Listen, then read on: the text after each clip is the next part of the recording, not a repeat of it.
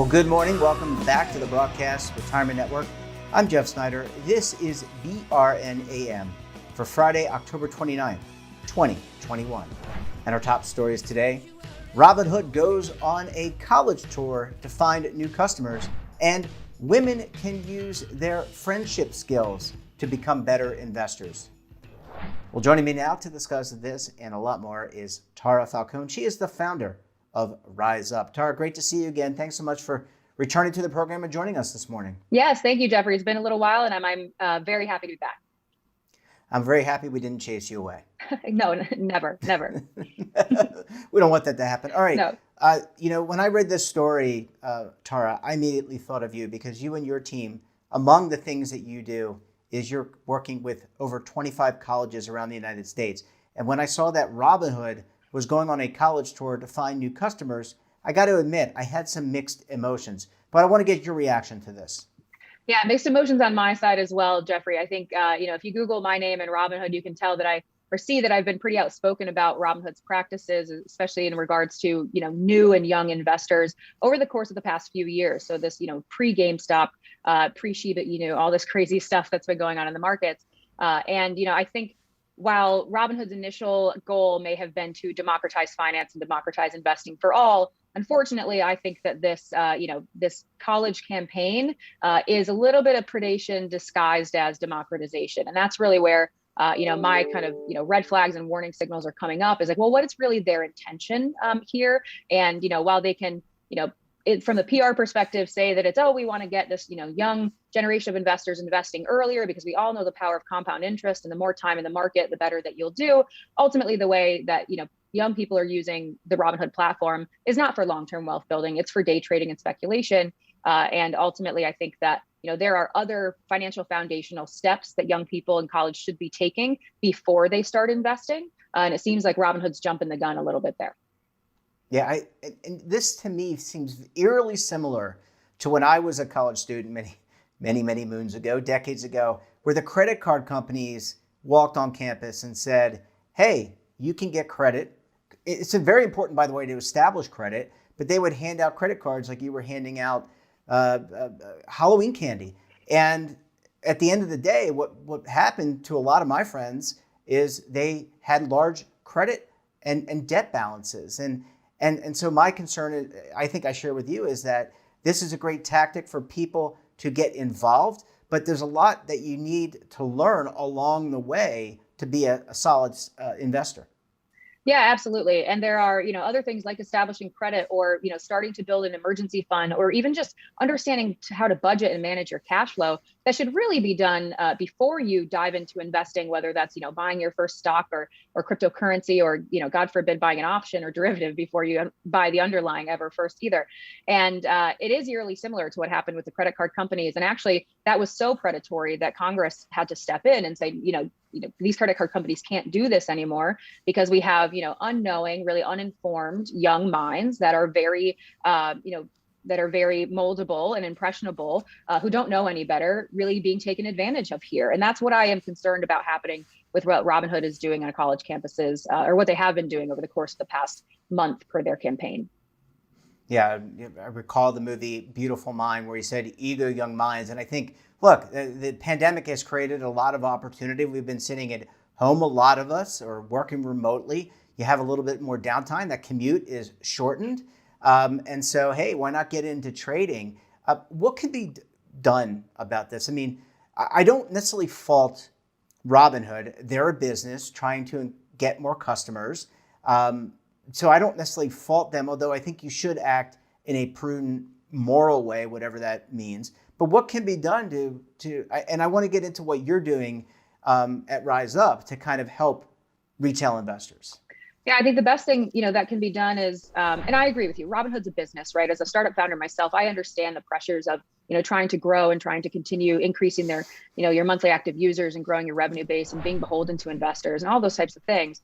However, the responsibility ultimately, unfortunately, lies on the consumer to be informed and to be able to have the proper information, to make educated decisions that are in their best interest. Because I think, as technology has, just proliferated and all these new fintech products are being made available, it's a little difficult sometimes for a consumer to understand, what is incentivizing the party on the other side of the table. And so our job, what we do with our first product, Lit, is really try to teach young people and college students, how to approach their financial life and how to be careful with a healthy air of skepticism about products that may be, pushed their way or may be available to them to use. And so investing is one of the modules in our Lit program. And, we talk about investing basics in a very objective way. And interestingly enough, Robinhood is not one of the things that we link to for people to get started investing. Students ask us about it all the time, but, from our perspective, that's really not the first step that somebody should take in when it comes to investing.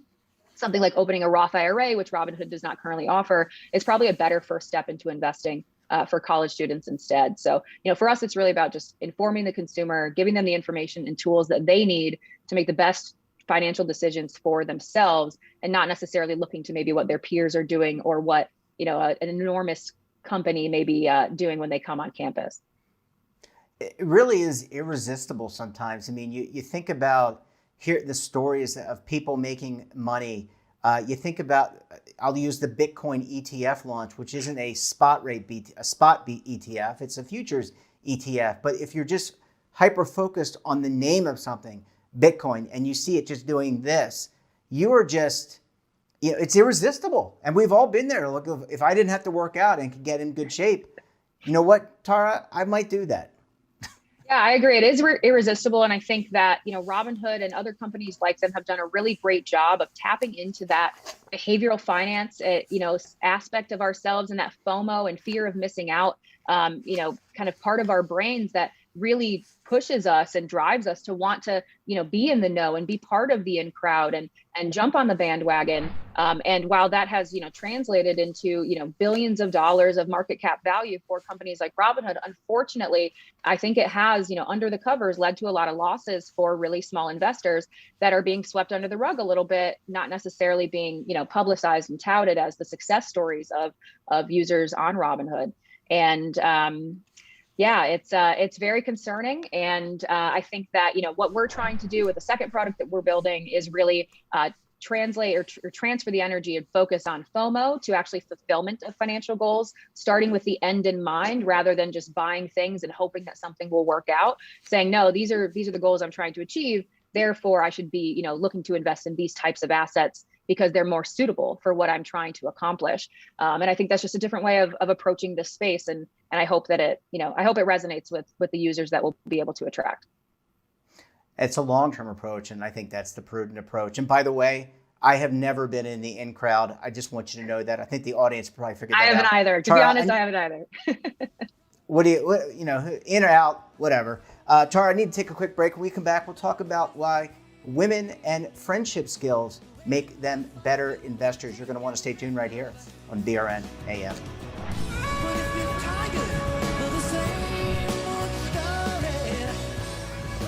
Imagine a new television network that will make you richer, healthier, and in control of your financial future.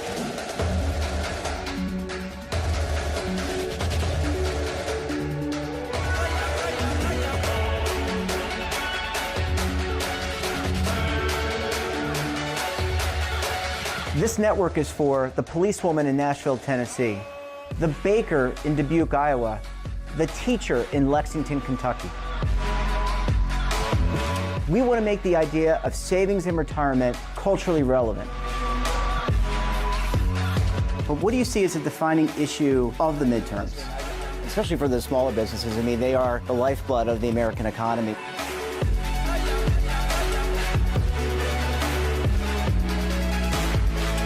Featuring exclusive interviews, current affairs, and docuseries. 33 years old, you retired early. The philosophy is money only matters if it helps you live a life that you love. But you got to start thinking about retirement as soon as you get in. The Broadcast Retirement Network will drive very high engagement with premium partnerships. So this isn't retirement and savings for your parents or grandparents. This is for all Americans. And we're going to change the way you think about money.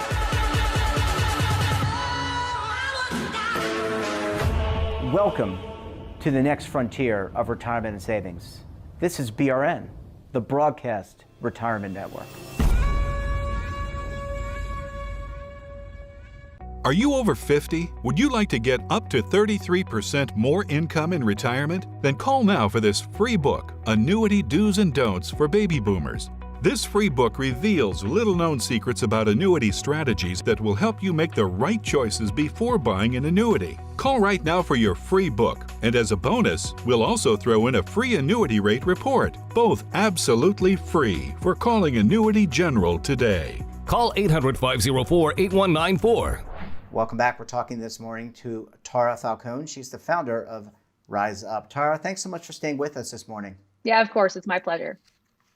I really like this story because I think that anyone, I really believe this, anyone can leverage their skills to become better at anything. Doesn't mean you're going to be a superstar athlete, but you can leverage the skills that you have to be a better person, a better real estate agent, or even a better investor. And let me ask you, Tara, women categorically build great relationships. How does this translate into being a better investor? Yeah, it's a great point. I do love the story as well because it kind of like reminds me of my days on Wall Street when I was, one of very few women at any of these major, financial conferences as a hedge fund analyst back in the day. And I would just, I would make really great relationships with the CEOs and CFOs of companies that we were either invested in or thinking about investing in. And just those relationships, opened doors, and got me access to maybe ask them questions or, additional meetings that maybe other people weren't able to get because I had established those, kind of one-on-one relationships. I would ask about their kids, right? Like normal things, like, because I recognized that they were people. And so I think that, on that side, that's one way that I have leveraged that. But I think also, when it comes to, women in relationships, we're generally, very happy to spill the tea on all sorts of aspects of our lives, from everything from, what's going on with our kids to our romantic lives to everything in between. But interestingly, finance is still something that's relatively taboo. And I would love to see, more women, even in my own friends group, start to kind of, talk in detail, like dish on the details of their finances in the, the stock market, as we do in other topics of our lives. And, I'm lucky to be a part of a few like WhatsApp groups and things like stock clubs, if you will, where we do that. But I will say our numbers are too few. We need to increase those. And being independent doesn't mean that you can't be part of a relationship, that you can't be part of a friend group, right? We all want to be independent, meaning that we can make our own choices. We can buy goods and services that we want. We can reward our families. I guess I agree with you in that I don't see why more people, men and women, wouldn't want to build solid relationships for the long term so that they can be better at whatever their chosen skill or chosen vocation is. Yeah, absolutely. And I think when it comes to investing, companies like Public and a relatively newer company called Common Stock, an additional one called Finery, these are all, kind of younger startups, I guess, compared to Robinhood. They're really tapping into the social aspect of investing and making it so that you can either, sort of follow what your friends or other people, influencers, if you will, are doing in the markets, so that you can create like private chat groups with your friends about, certain things or market moves that you're making. And I think that's all really interesting and really valuable. But I think, I just caution, investors as sort of an advocate for the everyday investor. I just caution them to remember that what, so-and-so may be doing with their money or the investing decisions that they may be making, are really dependent on their investing goals. And you as, a separate, unique individual, maybe have different financial goals that you're investing for. And so just use, sort of the water cooler talk, if you will, about investing as just a piece of the, total mosaic of information that you're using to paint the picture about whatever it is that you're investing in. Yeah, I don't buy the stigma or the stereotype, maybe it's the right word, stereotype, that women can't be good investors or great investors. I don't buy the stigma that they can't be good at math. I think if you are really passionate about something, you're going to figure out a way to learn it. And so if you're passionate about math or engineering, or you're passionate or want to understand more, I think what would drive me and what has always driven me, just to kind of piggyback on the last comment I made, was about independence and saving. I wasn't trying to be a gazillionaire. I'd like to be a gazillionaire, but at the end of the day, I just want to have my own independence to make my own decisions. So I think anybody can pursue their own self-interest if they just put forth a little bit of effort. And clearly women do a great job in building these types of relationships. Yeah, that's a great point. And I do think that we're in an interesting moment in our society where, people are getting married later. Women are choosing to, get married later, or, forego getting married or forego having children. And so there is this kind of air of independence, or this desire for maybe more independence and more control over their lives that maybe they haven't felt they've had before. And with that comes, more opportunities to be in control of your finances and really make decisions that are unique to you and what you are trying to achieve. So I absolutely agree. I think it's we're in this interesting, moment in time where, all of this access to investing and finance has been quote unquote democratized. However, there's still an issue that only 25 to 30% of new brokerage accounts are being opened by women. Meanwhile, women are set to inherit so much wealth and create a lot of the wealth on their own. And so I think that I think there is a big opportunity for companies that are maybe not exclusively targeting women, like Ellevest, for example, but that maybe are designing things with women more in mind. And that is absolutely something that, as a female founder of a fintech company myself, that is something that we are doing. And that, we're really excited to try to, get more women interested in investing, to coach them and teach them along the way about how the math works, which is actually much more simple than I think people realize. And ultimately to empower them to take control of this piece of their life as well. And then in so doing, with that, addition and buildup of confidence, they'll be more confident and, excited to go talk to their girlfriends at brunch, for example, about what they're doing with their money. And a lot of times it's just, unlocking that confidence is what is required in order to do that. Yeah, and I guess last comment for you to respond to, it's not just people within your peer group, it's older, more mature women, younger women, that interconnectivity. There are so many lessons that I have learned over the years from my elders, my peers of all genders. And I think it's important for people to recognize that you can learn a lot regardless of your age from somebody else. I think that translates nicely into success for both sets of people, both in career and also in investing. Yeah, I absolutely agree. And it's interesting to think about this, both from the investing perspective and also from a career perspective. And I think it's something that, I as a woman need to work on. And I think other, women just relationally also can keep more in mind, is that many times men seem to have, in business seem to have more of a vertical relational kind of perspective, whereas a lot of women sort of think more horizontally. And so they, it's more likely that maybe they'll develop friendships at work or outside of work with people that are closer to either their age group or their sort of position or status at a company, rather than reaching up and down.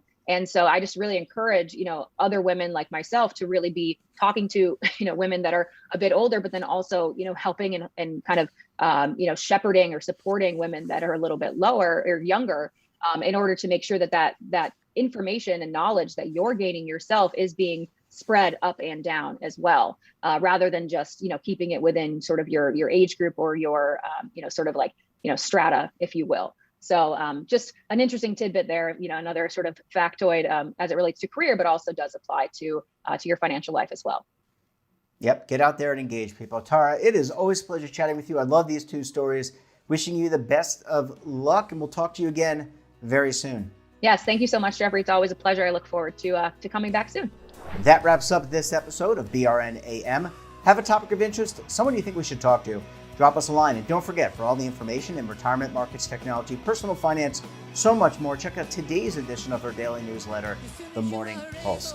We're back again tomorrow for BRN Weekly. We'll have a very special guest, and we'll take a look at some of our best segments for the week. Until then, I'm Jeff Snyder. Stay safe, keep on saving, and don't forget, roll with the changes.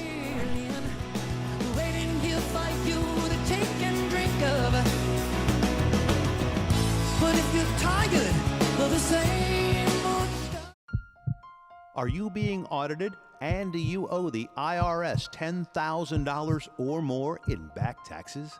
Is the IRS threatening to take more of your money? Don't fight the IRS alone. The Tax Doctor is here to help you negotiate your tax bill and reduce your stress. The IRS can freeze your assets and seize your bank accounts, but you can stop these IRS actions. The Tax Doctor will work with you using our years of experience to represent your case to help you get the best resolution under the IRS guidelines. Help is here to deal with the IRS to reduce your stress. We've handled thousands of cases, so we know what we're doing. If you owe $10,000 or more in back taxes, do not call the IRS alone. Call a tax doctor now for a tax emergency analysis. Call 800-224-6439.